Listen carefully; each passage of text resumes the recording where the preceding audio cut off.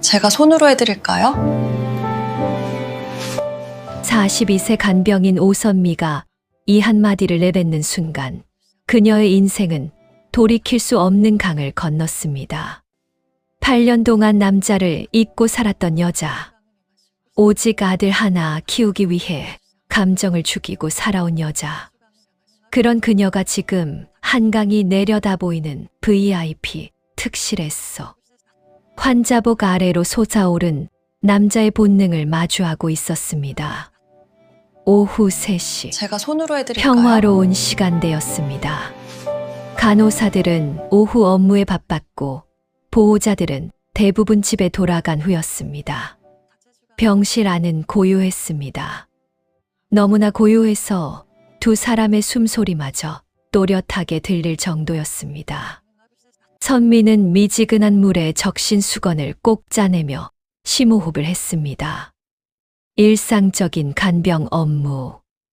8년 경력의 베테랑 간병인에게 환자의 몸을 닦아주는 건 지극히 당연한 일이었습니다. 하지만 오늘은 달랐습니다. 물수건이 47세 환자 강도현의 하반신에 닿는 순간 병실의 공기가 바뀌었습니다.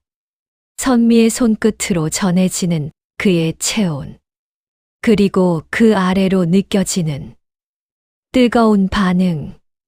사고로 하반신 감각을 잃었다던 환자의 몸이 지금 선미의 손길에 즉각적으로 반응하고 있었습니다. 환자복 천이 부풀어 오르기 시작했습니다. 눈으로 봐도 알 수 있을 만큼 명확하게. 선미의 손이 공중에서 멈췄습니다. 심장이 미친 듯이 뛰기 시작했습니다. 8년 만이었습니다. 남자의 이런 모습을 마주한 게 이혼 후 오직 생존만을 위해 달려온 그녀에게 여자라는 감각은 사치였습니다. 아들 학원비를 대기 위해 밤샘 간병도 마다하지 않았던 지난 8년. 그 시간 동안 그녀는 자신의 육체를, 욕망을 철저히 죽여왔습니다. 그런데 지금 꽁꽁 얼려두었던 세포들이 깨어나고 있었습니다. 손에 쥔 물수건에서 물방울이 뚝 떨어졌습니다. 그 소리가 정적을 깼습니다. 죄송합니다. 이건 정상적인 생리 반응입니다. 선미는 애써 침착한 목소리로 말했습니다. 전문 간병인으로서 해야 할 말. 하지만 그녀의 목소리는 떨리고 있었습니다. 귀가 빨갛게 달아올랐습니다. 손바닥에 땀이 맺혔습니다. 도현은 대답하지 않았습니다. 대신 그의 눈빛이 선미를 향했습니다. 8개월 동안 병실에 누워만 있던 남자의 눈빛이라고는 믿을 수 없을 만큼 강렬했습니다. 날카로웠습니다.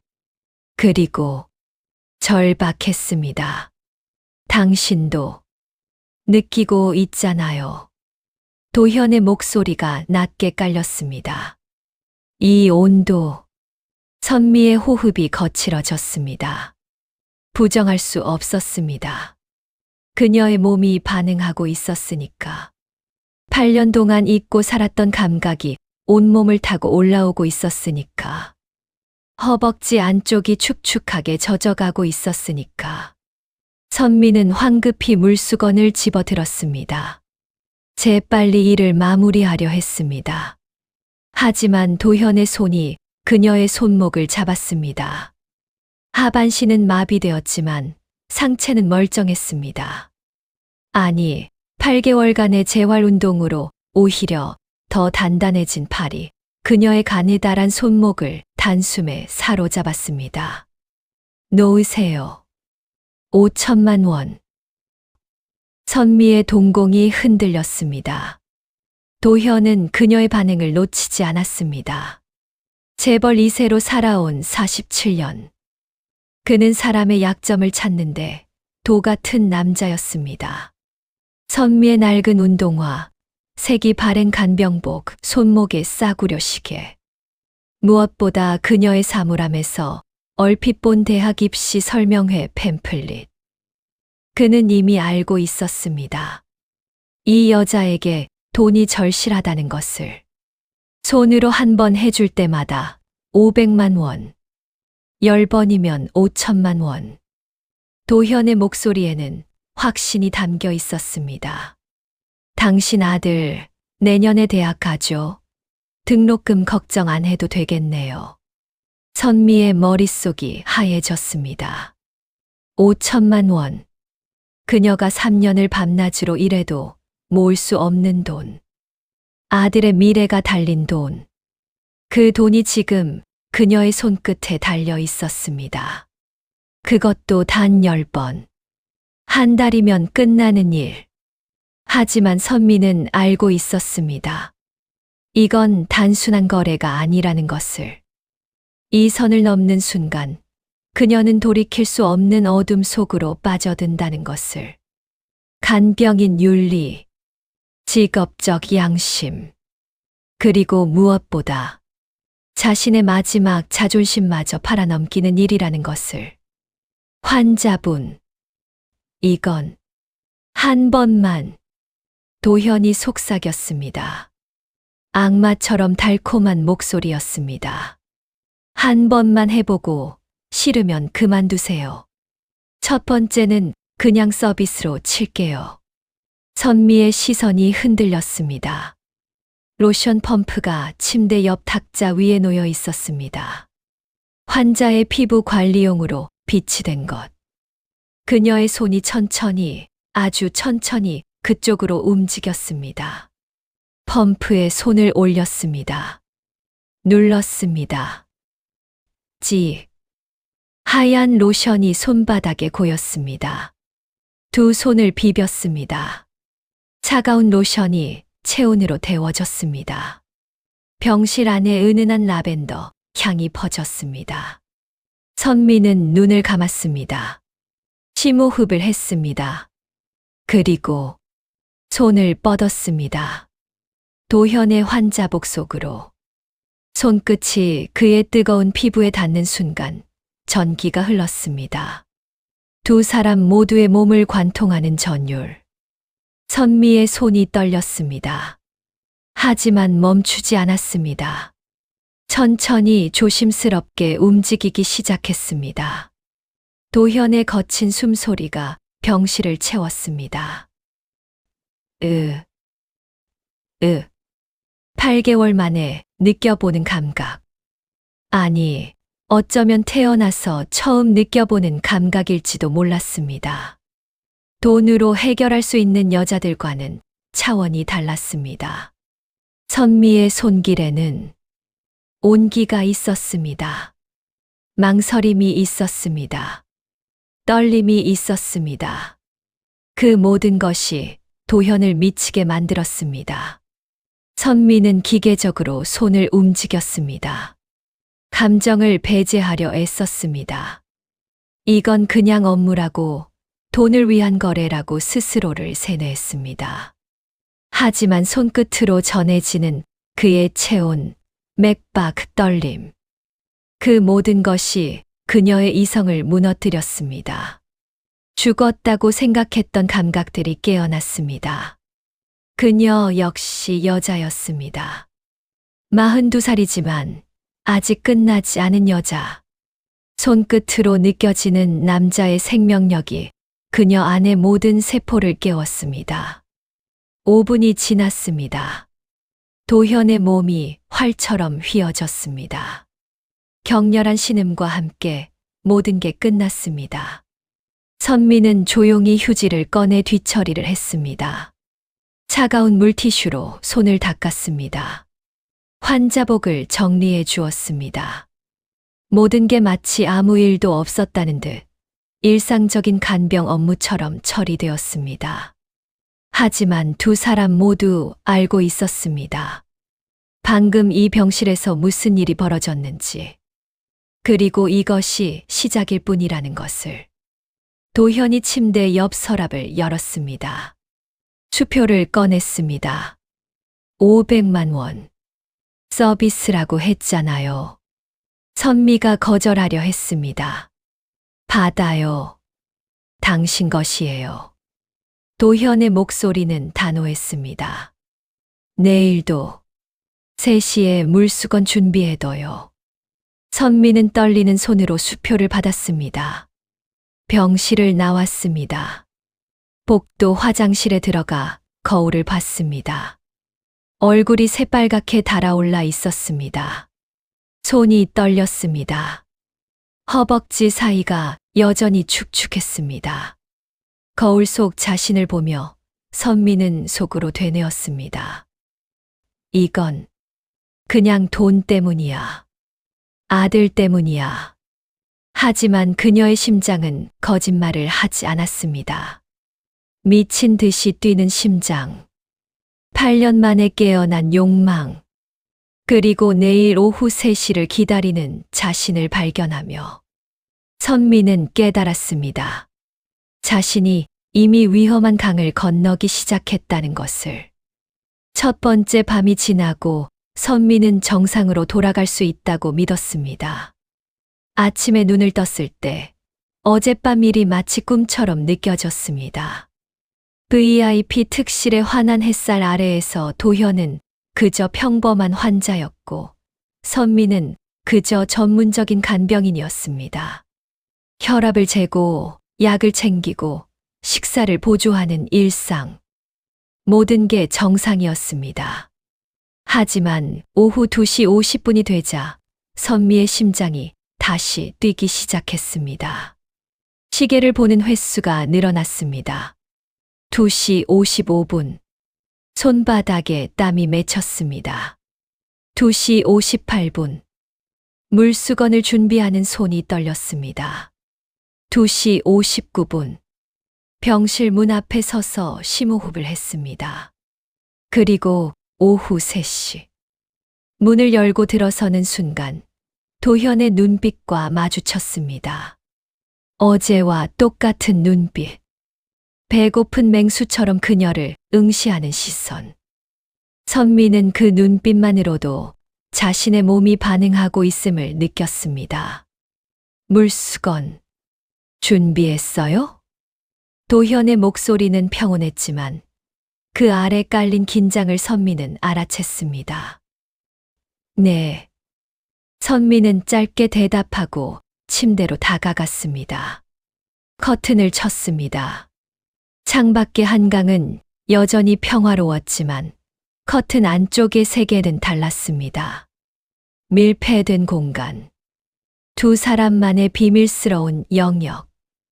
선미는 환자복을 걷어 올리며 전문가처럼 침착하게 행동하려 했습니다.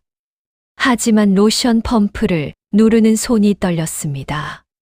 하얀 로션이 손바닥에 고였습니다. 라벤더 향이 다시 공기를 채웠습니다. 그 향기만으로도 어젯밤의 기억이 선명하게 되살아났습니다. 선미는 두 손을 비벼 로션을 데웠습니다. 그리고 시작했습니다. 두 번째는 첫 번째보다 쉬웠습니다. 아니, 더 어려웠습니다. 익숙해진 만큼 더 많이 느껴졌으니까. 손끝으로 전해지는 그의 뜨거운 피부, 맥박, 떨림, 그의 거친 숨소리, 선미 자신의 가빠진 호흡, 모든 감각이 증폭되었습니다. 선미 씨. 도현이 신음처럼 그녀의 이름을 불렀습니다. 조용히 하세요. 밖에서 들려요. 그럼 당신도 조용히 해요. 숨소리가 너무 거칠어요. 선미는 자신도 모르게 거칠게 숨을 쉬고 있었다는 걸 깨달았습니다. 얼굴이 빨개졌습니다. 하지만 손은 멈추지 않았습니다. 오히려 더 빨라졌습니다. 더 능숙해졌습니다. 5분 후 도현이 다시 한번 절정을 맞았습니다. 그리고 선미는 차가운 물티슈로 손을 닦으며 깨달았습니다. 자신이 이 일에 익숙해지고 있다는 것을, 죄책감이 점점 무뎌지고 있다는 것을. 다음 날 아침 선미의 통장에 500만 원이 입금되었습니다. 문자 메시지가 왔습니다.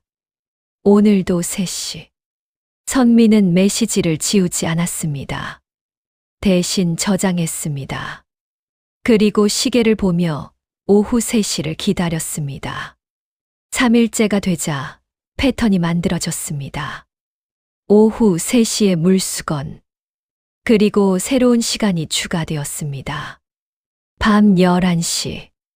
간호사의 마지막 순찰이 끝나는 시간. 선미 씨, 아직 안 자요? 도현이 밤 10시 50분에 호출 버튼을 눌렀습니다.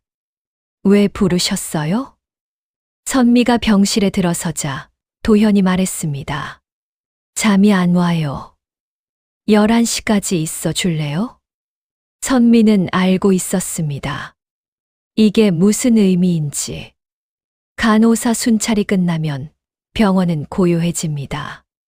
밤 근무 간호사는 간호사실에 있고 다른 병실들은 모두 불이 꺼집니다. VIP 특실은 복도 끝에 있어서 더욱 독립적입니다. 11시 정각. 복도의 불이 어두워졌습니다. 도현이 선미의 손을 잡았습니다. 문 잠가요. 선미는 망설이다가 일어나 문을 잠갔습니다. 찰칵 하는 소리가 유난히 크게 들렸습니다. 돌아서자 도현이 침대 옆 스탠드만 켜놓고 있었습니다. 은은한 조명 아래 병실은 완전히 다른 공간처럼 느껴졌습니다. 오늘은 천천히 해줘요. 도현의 목소리가 낮게 깔렸습니다. 선미는 로션을 손에 따랐습니다. 하지만 이번엔 달랐습니다.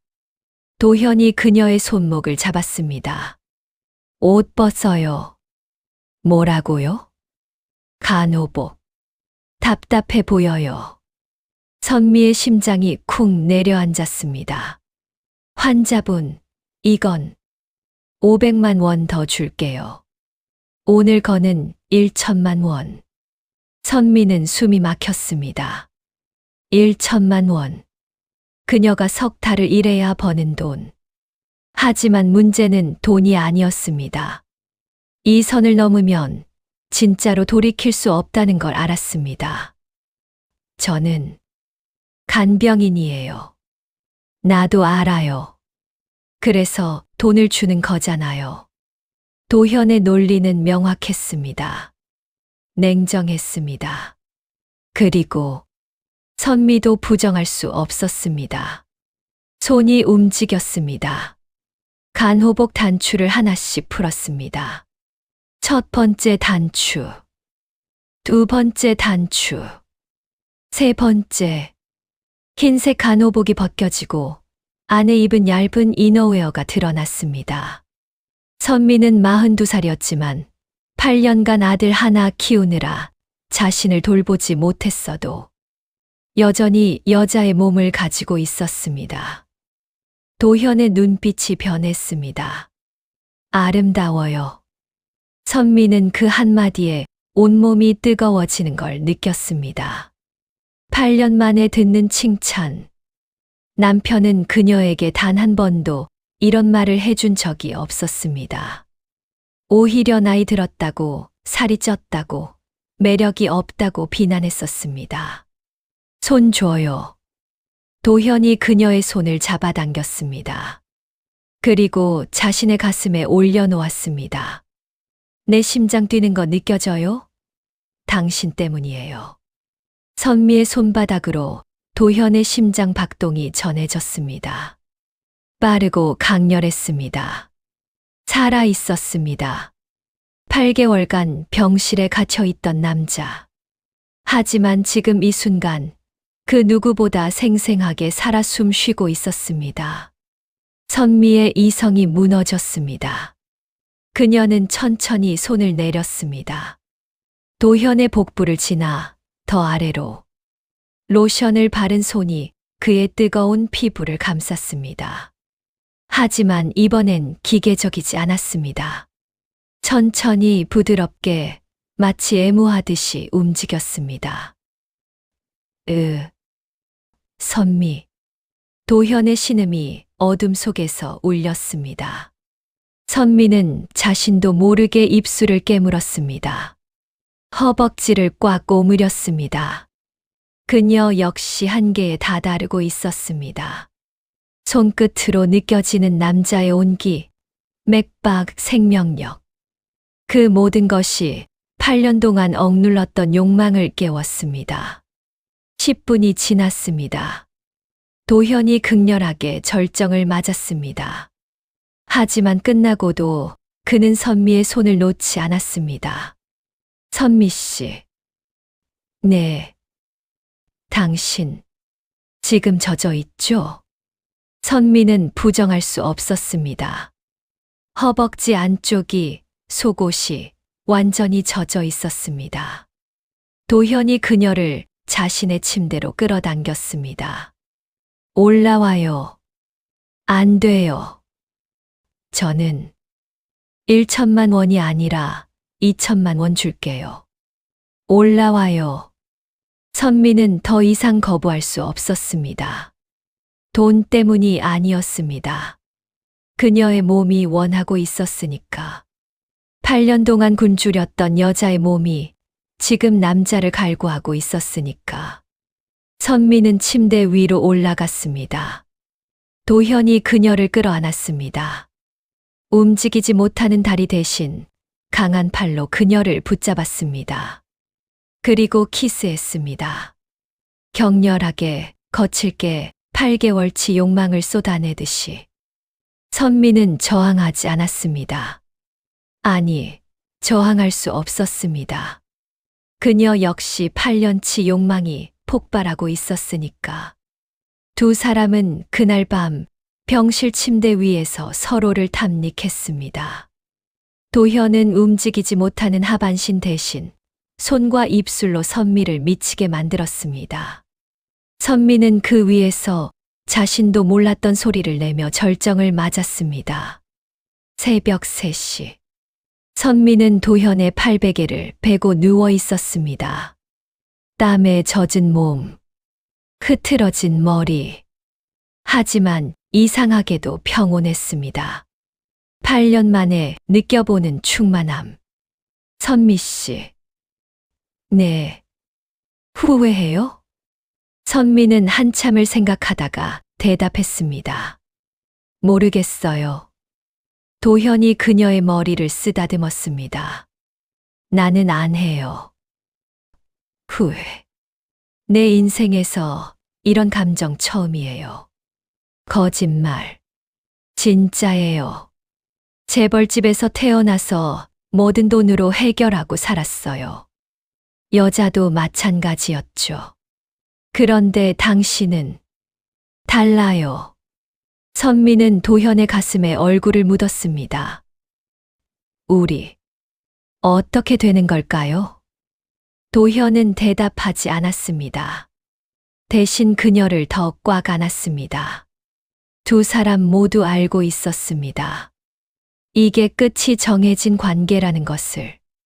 하지만 지금 이 순간만큼은 그 끝을 생각하고 싶지 않았습니다. 남기며 일주일이 지났습니다. 선미의 통장에는 3,500만 원이 쌓여 있었습니다. 아들의 대학 등록금은 이미 해결되었습니다. 이제 그만둘 수 있었습니다. 하지만 선미는 매일 밤 11시 도현의 병실로 향했습니다. 더 이상 돈 때문이 아니었습니다. 그녀는 중독되어 있었습니다. 도현의 체온에, 그의 숨소리에, 그의 눈빛에, 그리고 무엇보다 그녀 자신이 여자로 느껴지는 그 순간에. 어느 날 밤 도현이 물었습니다. 왜 이혼했어요? 진짜 이유. 선미는 한참을 망설이다 대답했습니다. 남편이 저를 여자로 보지 않았어요. 그냥 애 낳는 기계, 돈 벌어오는 일꾼으로만 봤죠. 바람 피우면서 제 탓을 했어요. 당신이 매력이 없다고, 여자 같지 않다고. 도현이 그녀의 턱을 들어 올렸습니다. 그 남자 눈이 멀었나 봐요. 당신 너무 예쁜 여자예요. 선미의 눈시울이 붉어졌습니다. 저는 당신에게 뭐예요? 그냥 돈 주고 사는 여자. 아니요. 도현의 대답이 명확했습니다. 당신은 내 인생에서 처음으로 진짜 느낌을 준 사람이에요. 돈으로 살 수 없는 거요. 그날 밤 두 사람은 더 깊이 서로를 탐닉했습니다. 하지만 선미는 알고 있었습니다. 이 달콤함 뒤에 숨겨진 쓴맛을. 재벌가의 아들과 이혼녀 간병인. 이 불가능한 조합. 언젠가는 깨질 꿈. 통장의 숫자는 늘어났지만 선미의 마음엔 균열이 생기기 시작했습니다. 과연 이 관계는 어디로 향하고 있는 걸까요? 열흘째 되던 날 아침 기적이 일어났습니다. 선미 씨, 봐요. 도현의 목소리에 선미가 고개를 들었습니다. 그는 침대 난간을 잡고 있었습니다. 그리고 다리가 움직이고 있었습니다. 미세하게, 아주 조금씩. 하지만 분명히 움직이고 있었습니다. 담당 의사가 달려왔습니다. 검사가 이루어졌습니다. 결과는 놀라웠습니다. 강도현 환자분, 신경 회복이 예상보다 훨씬 빠릅니다. 이 속도라면 3개월 안에 걸을 수도 있겠어요. 의사가 떠나고 병실에 둘만 남았습니다. 도현이 선미를 바라봤습니다. 눈빛에 확신이 담겨 있었습니다. 당신 때문이에요. 제가 뭘? 당신을 보고 싶어서, 당신을 안고 싶어서. 미친 듯이 재활했어요. 밤마다 선미의 가슴이 뜨거워졌습니다. 하지만 동시에 불안이 엄습했습니다. 도현이 걷게 되면, 퇴원하게 되면 이 관계는 끝나는 걸까요? 아니면 계속될 수 있을까요? 그날부터 도현의 재활은 더 격렬해졌습니다. 물리치료실에서 땀을 흘리는 그의 모습을 보며 선미는 복잡한 감정에 휩싸였습니다. 기쁨, 자부심, 그리고 두려움. 2주가 지났습니다. 도현은 이제 보조기구를 잡고 몇 걸음 걸을 수 있게 되었습니다. 재활치료사들이 감탄했습니다. 환자분, 의지가 대단하십니다. 하지만 그들은 몰랐습니다. 도현이 왜 그렇게 필사적인지. 재활이 끝나고 병실로 돌아온 밤, 도현이 선미를 침대로 끌어당겼습니다. 선미, 내가 완전히 걸을 수 있게 되면 너를 제대로 안아줄 거야. 땀 범벅인 그의 얼굴이 진지했습니다. 벽에 밀어붙이고 진짜 남자로서 사랑해줄 거야. 선미의 심장이 두근거렸습니다. 하지만 머릿속에선 다른 생각이 스쳤습니다. 그때가 되면 나는 필요 없어지는 거 아닐까. 도현은 선미의 표정을 읽었습니다. 왜 그래요? 불안해요? 아니에요. 거짓말. 당신 눈빛 보면 알아요. 도현이 그녀의 손을 꽉 잡았습니다. 당신 없이는 못 살 것 같아요. 선미는 그 말을 믿고 싶었습니다. 하지만 현실은 달랐습니다. 재벌가의 아들과 42살 이혼녀 간병인. 이 조합은 동화가 아니라 비극의 공식이었습니다. 3주째 되던 날, 병실 문이 열렸습니다. 고급 정장을 입은 남자가 들어섰습니다. 50대 초반, 날카로운 눈빛. 도현의 형, 강도진이었습니다. 동생, 재활 잘하고 있다며? 냉소적인 미소. 선미를 향한 한 번의 스캔. 그 시선만으로 선미는 자신이 평가받고 있음을 느꼈습니다. 형, 갑자기 왜? 어머니가 걱정하셔서. 근데 간병인이 참 헌신적이네? 밤낮으로 여기 있다며. 도진의 말투에 가시가 돋쳐 있었습니다. 간병인 분, 잠깐 밖에서 얘기 좀 할까요? 복도로 나온 선미에게 도진이 봉투를 내밀었습니다. 1억 있어요. 선미의 눈이 커졌습니다. 받고 조용히 사라지세요. 지금까지 받은 돈까지 합치면 1억 5천. 간병인이 평생 벌 수 없는 돈이죠. 선미의 손이 떨렸습니다. 저는 돈 때문에 도현 씨 곁에 있는 게 아니라고요? 도진이 비웃었습니다. 그럼 뭐 때문에? 사랑. 42살 이혼녀가 47살 재벌 이세랑. 그 말이 선미의 가슴에 비수처럼 박혔습니다. 우리 동생이 지금은 당신한테 빠져 있어요. 인정해요. 근데 착각하지 마세요. 도현이가 완전히 회복하고 밖으로 나가면 당신 같은 여자는 눈에 안 들어와요. 도진은 한 발짝 더 다가왔습니다. 재벌가 며느리로 들어올 여자는 따로 있어요. 집안도 맞고, 나이도 맞고, 학벌도 맞는. 당신은 그냥 병원에서의 외로움을 달래준 여자일 뿐이에요. 선미는 아무 말도 할 수 없었습니다. 1억. 마지막 제안이에요. 안 받으면 우리 쪽에서 방법이 있어요. 당신 아들 대학 어디 가기로 했죠?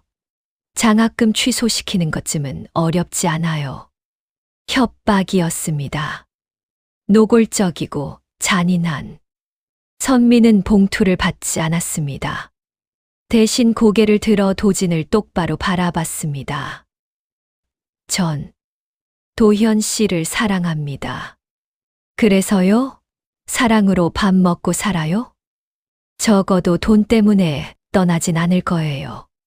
선미는 돌아섰습니다. 뒤에서 도진의 차가운 목소리가 들렸습니다. 후회할 거예요. 밤 11시. 선미는 도현의 병실로 들어갔습니다. 하지만 평소와 달리 표정이 어두웠습니다.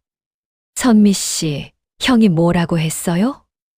도현은 이미 알고 있었습니다. 선미는 한참을 망설이다 입을 열었습니다. 도현 씨, 우리 그만해요. 뭐라고요? 전 당신한테 맞지 않아요. 형 말이 맞아요. 저는 그냥 간병인이고 당신은 재벌가 아들이고. 도현이 휠체어를 밀고 다가왔습니다. 그리고 선미의 손을 움켜잡았습니다. 형이 뭐라고 했든 상관없어요. 나는 당신이 필요해요. 필요? 지금은 그럴지 몰라도 당신이 완전히 회복하면 그때도 당신이 필요해요. 도현의 목소리가 커졌습니다. 선미, 나 처음이에요. 이렇게 누군가를 원하는 게, 돈으로 살 수 없는 감정을 느끼는 게. 선미의 눈에 눈물이 고였습니다. 저도 처음이에요. 이렇게 누군가를 사랑하는 게. 근데 그래서 더 무서워요.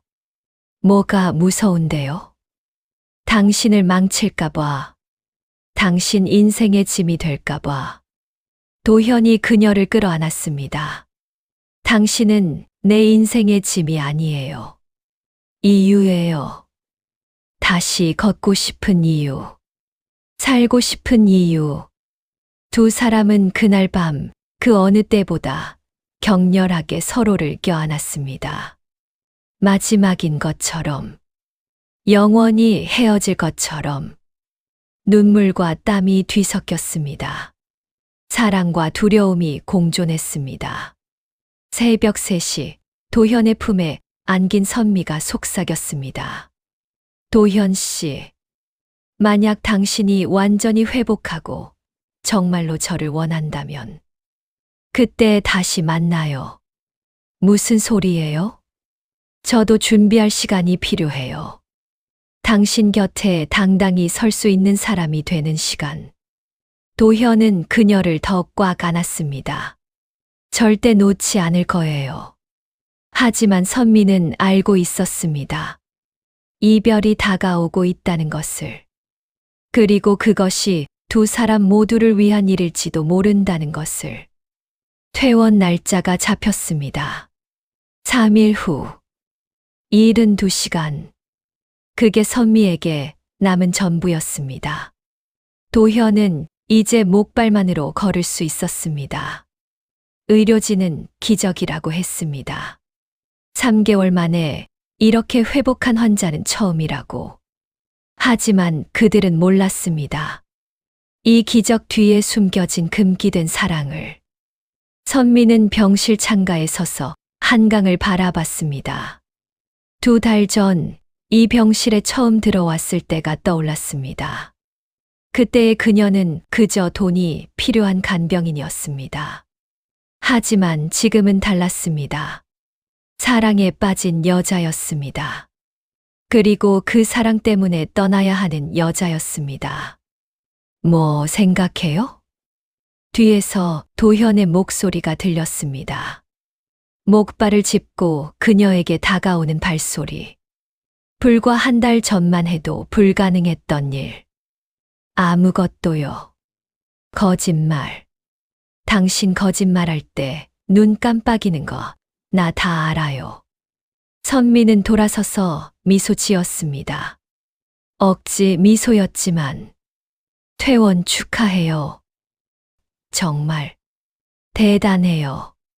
도현이 그녀의 손을 잡았습니다. 우리 얘기해요. 내가 퇴원하면. 도현 씨. 선미가 그의 말을 끊었습니다. 저 다른 병원으로 옮기기로 했어요. 거짓말이었습니다. 하지만 필요한 거짓말이었습니다. 도현의 얼굴이 굳어졌습니다. 무슨 소리예요? 여기 계약이 끝나서요. 다음 주부터 지방병원에서. 선미. 도현의 목소리가 떨렸습니다. 나한테서 도망치는 거잖아요. 선미는 대답할 수 없었습니다. 눈물이 쏟아질 것 같았으니까. 퇴원 전날 밤 11시. 마지막 밤이었습니다.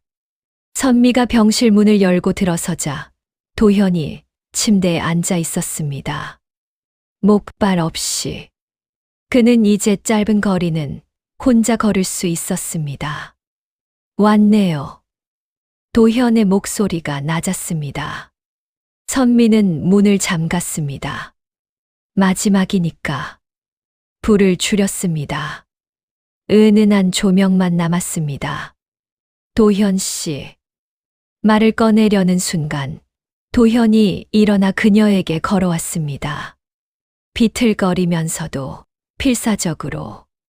그리고 그녀를 벽으로 밀어붙였습니다. 약속했잖아요. 내가 걸을 수 있게 되면 당신을 벽에 밀어붙이고 진짜로 사랑한다고. 도현의 숨이 그녀의 얼굴에 닿았습니다. 도망치지 마요. 제발. 선미의 눈에서 눈물이 흘러내렸습니다. 저는 당신한테 맞지 않아요. 누가 정해요?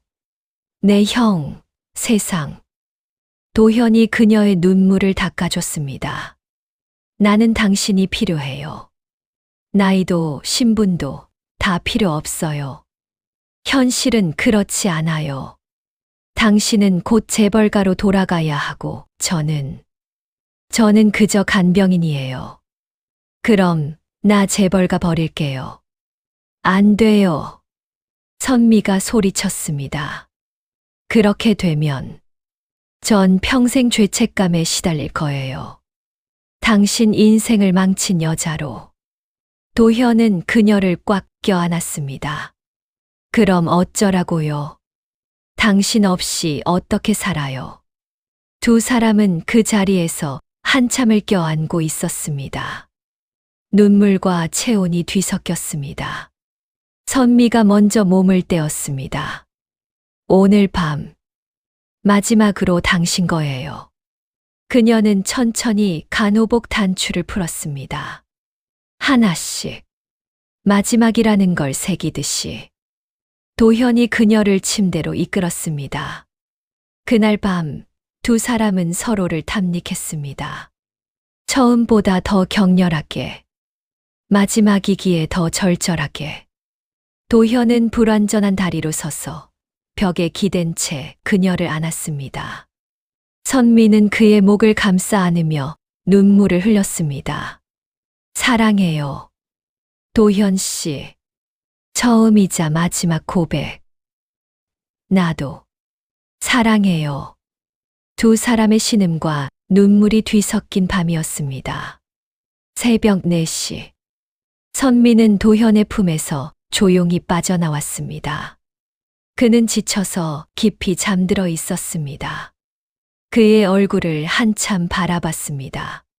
손끝으로 그의 이마를, 눈썹을, 입술을 쓰다듬었습니다. 고마웠어요. 저를 다시 여자로 만들어줘서. 속삭이듯 말하고 선미는 침대 옆 탁자에 편지를 놓았습니다. 그리고 그 옆에 수표철을 놓았습니다. 5천만 원. 지금까지 받은 모든 돈. 선미는 간호복을 입고 사물함에서 자신의 물건들을 챙겼습니다. 마지막으로 병실을 한 바퀴 둘러봤습니다. 2달간의 기억이 서린 곳. 그녀의 인생에서 가장 뜨거웠던 시간. 문을 열었습니다. 뒤돌아보지 않았습니다. 뒤돌아보면 무너질 것 같았으니까. 복도를 걸어 나갔습니다. 새벽의 병원은 고요했습니다. 선미의 운동화 소리만이 복도에 울렸습니다. 엘리베이터를 탔습니다. 1층 로비. 병원 밖. 새벽 공기가 차가웠습니다. 선미는 그제야 눈물을 쏟아냈습니다. 오전 9시. 도현이 눈을 떴습니다. 옆자리가 비어 있었습니다. 침대 옆 탁자에 놓인 편지와 수표철을 발견했습니다. 떨리는 손으로 편지를 펼쳤습니다. 도현 씨에게. 이 편지를 읽을 때쯤이면 저는 이미 멀리 떠났을 거예요. 5천만 원 돌려드려요. 저는 한 푼도 받지 않을 거예요. 우리가 나눈 건 돈으로 계산할 수 있는 게 아니니까요. 도현 씨, 당신은 제 인생에서 가장 뜨거운 계절이었어요. 8년 동안 죽어 있던 저를 다시 살려준 사람. 여자로 느끼게 해준 사람. 하지만 저는 알아요. 우리가 계속되면 당신은 많은 걸 잃게 될 거예요. 가족, 회사, 미래. 그리고 저는 그걸 감당할 수 없어요. 진짜 남자가 되어주세요. 재벌 2세가 아니라 스스로의 힘으로 당당한 남자로. 그리고 언젠가 제가 당신 옆에 당당히 설 수 있는 사람이 된다면 그때 다시 만나요. 2개월. 짧았지만 평생 잊지 못할 시간이었어요. 사랑했습니다. 선미. 도현은 편지를 읽고 무너졌습니다. 침대에 주저앉아 머리를 감싸 쥐었습니다. 눈물이 쏟아졌습니다. 47년 인생에서 처음 흘려보는 진짜 눈물. 선미. 그녀의 이름을 불렀지만 대답은 없었습니다. 병실은 텅 비어 있었습니다. 그녀의 온기만 희미하게 남아있을 뿐. 도현은 편지를 가슴에 꽉 안았습니다. 기다릴게요. 꼭 다시 만나요. 창밖으로 한강이 보였습니다.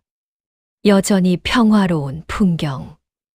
하지만 도현의 세계는 완전히 바뀌어 있었습니다. 1년이 흘렀습니다. 2024년 가을. 선미는 대학 캠퍼스 벤치에 앉아 책을 읽고 있었습니다. 43세의 나이로 간호학과에 재입학한 지 1년. 주변엔 20살 학생들이 가득했지만 선미는 개의치 않았습니다. 그녀는 달라져 있었습니다. 머리를 짧게 자르고 안경 대신 렌즈를 끼고 무엇보다 눈빛이 달랐습니다. 1년 전 병원을 떠날 때의 그 슬픔은 없었습니다. 대신 단단함이 있었습니다. 목표가 있었습니다. 당신 곁에 당당히 설 수 있는 사람이 되겠다. 그날 편지에 쓴 약속.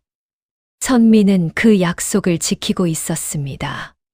휴대폰이 울렸습니다. 아들이었습니다. 엄마, 나 오늘 동아리 회식이라 늦어. 알았어. 조심해서 다녀와. 통화를 끊고 미소 지었습니다. 아들은 대학 1학년. 장학금을 받으며 건강하게 다니고 있었습니다. 선미가 1년 전 받지 않은 5천만 원. 그 돈은 결국 받지 않아도 됐습니다. 아들이 성적 장학금을 받았으니까. 역시 돈으로 시작된 일은 돈으로 끝나면 안 되는 거였어. 선미는 책을 덮었습니다. 오늘 저녁엔 병원 실습이 있었습니다. 다시 VIP 병동. 1년 전 그곳은 아니지만 비슷한 곳. 가방을 챙기며 일어섰습니다. 그때 캠퍼스 대형 스크린에서 뉴스가 흘러나왔습니다. 사회적 기업 새 출발 재단 강도현 대표, 장애인 재활센터 오후점 오픈. 선미의 발걸음이 멈췄습니다. 화면 속에 그가 있었습니다. 1년 만에 보는 도현. 하지만 그는 완전히 달라져 있었습니다. 재벌가의 고급 정장이 아닌 작업복 차림. 땀에 젖은 얼굴로 장애인들과 함께 재활운동을 하고 있었습니다. 강도현 대표는 1년 전 가족 회사를 사임하고 자신의 경험을 바탕으로 장애인 재활사회적 기업을 설립했습니다. 현재 전국 5개 지점에서 무료 재활 프로그램을 운영 중입니다. 인터뷰 화면이 나왔습니다. 제가 다시 걸을 수 있었던 건 누군가의 헌신 덕분이었습니다. 도현의 목소리. 그분이 저한테 말했어요.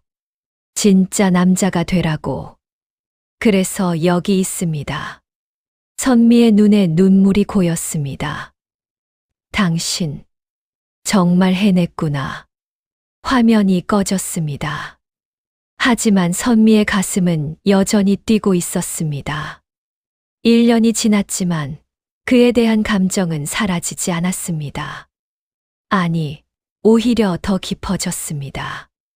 나도 준비됐어. 당신 곁에 설 수 있을 만큼. 선미는 병원으로 향했습니다. 저녁 7시. 선미는 실습 병동에서 환자 차트를 정리하고 있었습니다. 간호학과 학생 신분이었지만 8년의 간병 경력 덕분에 일은 능숙했습니다. 선미 학생, 301호실 새 환자분 혈압 좀 재주세요. 선생님의 지시에 선미는 혈압계를 들고 301호실로 향했습니다. 문을 열었습니다. 안녕하세요. 혈압 재러 왔. 말이 끊겼습니다. 침대에 앉아 있는 남자. 도현이었습니다. 1년 만에 재회. 두 사람은 그저 서로를 바라봤습니다. 말이 나오지 않았습니다. 시간이 멈춘 것 같았습니다. 도현이 먼저 입을 열었습니다. 선미 씨. 목소리가 떨렸습니다. 환자분, 혈압 재겠습니다. 선미는 최대한 침착하게 말했습니다. 하지만 손이 떨렸습니다. 도현의 팔에 혈압계를 감았습니다. 1년 전처럼. 하지만 지금은 간병인이 아니라 간호학과 학생으로. 왜 여기 입원하셨어요? 재활센터 공사 현장에서 사고가 났어요. 다리 재골절. 괜찮아요. 금방 나을 거예요. 전 이미 다시 걷는 법 배웠으니까. 도현이 선미를 바라봤습니다. 당신한테서. 선미의 눈에 눈물이 고였습니다. 혈압 측정이 끝났습니다. 하지만 선미는 혈압계를 풀지 않았습니다. 그저 그의 팔을 만지고 있었습니다. 뉴스 봤어요. 당신 정말 해냈네요. 진짜 남자가 됐어요. 도현이 그녀의 손을 잡았습니다. 당신도 달라졌네요. 43살의 대학생이에요. 웃기죠? 아니요. 아름다워요. 1년 전에도 들었던 말. 하지만 지금은 의미가 달랐습니다. 선미가 손을 빼려 했지만 도현이 놓지 않았습니다. 1년 동안 매일 당신 생각했어요. 저도 편지대로 했어요. 재벌가 나왔어요. 형이랑 싸웠어요. 어머니 실망시켰어요. 근데 후회 안 해요. 도현의 목소리가 단단했습니다. 당신 말대로 진짜 남자가 되고 싶었어요. 스스로 설 수 있는. 선미는 눈물을 닦았습니다. 저도 당신 곁에 당당히 서고 싶었어요. 그래서 여기 있어요. 두 사람은 한참을 침묵했습니다. 도현이 조심스럽게 물었습니다. 선미 씨, 아직 늦지 않았을까요? 뭐가요? 우리 다시 시작하기엔.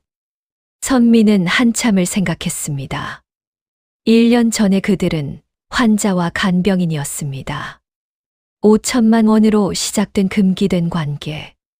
하지만 지금은 달랐습니다. 사회적 기업가와 간호학과 학생. 각자의 자리에서 당당한 두 사람. 도현 씨. 네. 제가 졸업하고 정식 간호사 되면 그때 대답해도 될까요? 도현이 웃었습니다. 1년 전 병실에서 보던 그 미소. 기다릴게요. 2년이든 3년이든 1년 반이면 돼요. 빨리 졸업할 거예요. 그럼 1년 반 후에 정식으로 데이트 신청하겠습니다. 선미도 웃었습니다. 받아줄게요. 미리 다 알려드려요. 선미는 병실을 나왔습니다. 복도에서 한참을 서 있었습니다. 심장이 뛰었습니다. 1년 전처럼. 하지만 지금은 다른 이유였습니다. 두려움이 아니라 설렘. 죄책감이 아니라 희망. 휴대폰에 메시지가 왔습니다. 도현이었습니다. 5천만 원 아직도 안 쓰고 보관 중이에요. 언젠가 우리 결혼할 때 쓸게요. 선미는 피식 웃었습니다. 답장을 보냈습니다.